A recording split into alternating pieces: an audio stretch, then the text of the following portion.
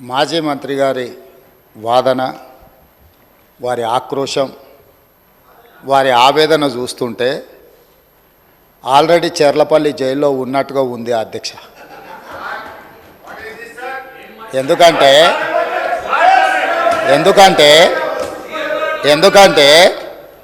Judicial enquiry order ఇచ్చినప్పుడు judicial enquiry order ఇస్తామని మేము అనలేదు అధ్యక్ష. ఇదే సభలో మంత్రివర్యులు కోమటిరెడ్డి వెంకటరెడ్డి గారు కొన్ని అంశాలను ప్రస్తావించినప్పుడు మా నిజాయితీని మేము నిరూపించుకుంటాం, సత్యహరిశ్చంద్రుడు ఆ వంశంలోనే మేము ఉన్నాం, సత్యహరిశ్చంద్రుడు తర్వాత మా నాయకుడు చంద్రశేఖర్ రావే సత్యహరిశ్చంద్రుడు అవతారంలో కలియుగంలో జన్మించిండు, కాబట్టి మీరు ఎంక్వైరీకి ఆదేశాలు ఇవ్వండి అని చెప్పి ఆ సభ్యుడే అడిగిండు అధ్యక్ష.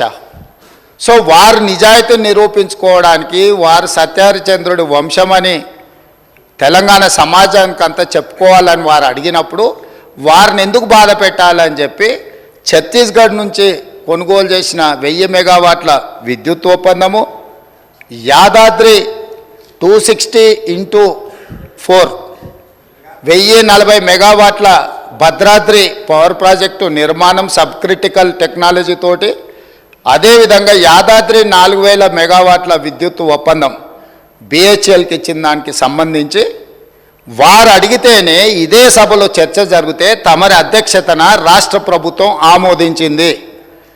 ఎప్పుడైతే మేము ఆమోదించి విచారణకు జ్యుడిషియల్ ఎంక్వైరీ కోసం చీఫ్ జస్టిస్ ఆఫ్ తెలంగాణకు లెటర్ రాస్తే సిట్టింగ్ జడ్జిలను కేటాయించలేం, రిటైర్డ్ జడ్జిలతో మీరు విచారణ చేసుకోండి అని కోర్టు నుంచి మాకు సమాచారం అందిన తర్వాత జస్టిస్ ఎల్ నరసింహారెడ్డి గారిని మేము నియమించినాం అధ్యక్ష. వారు విచారణ క్రొనలాజికల్గా చేసుకుంటూ సంబంధిత శాఖ మంత్రికి ఆనాడు, సంబంధిత ఆనాటి ముఖ్యమంత్రికి మీరందరూ కూడా మీరు నిజాయితీ పరులు సత్యహరిశ్చంద్రులు అన్నారు కదా, కమిషన్ దగ్గరకు వచ్చి మీ వివరాలు ఇవ్వండి అని అడిగినారు అధ్యక్ష. అంటే ఒక కమిషన్ వేసిన తర్వాత కమిషన్ విచారణ చేసేటప్పుడు, కమిషన్ సమన్ చేసినప్పుడు బాధ్యత గల పౌరుడిగా, ప్రజాప్రతినిధిగా అక్కడికి వెళ్ళి తమ వాదనను, ఇక్కడ ఏదైతే వాదన వినిపించాలనుకున్నారో ఆ విచారణ కమిషన్ ముందర వెళ్ళి వీరు వాదన వినిపించి ఉంటే నిజంగానే వాళ్ళ నిజాయితీ అంతా బయటకు వచ్చి ఉండేది కదా అధ్యక్ష.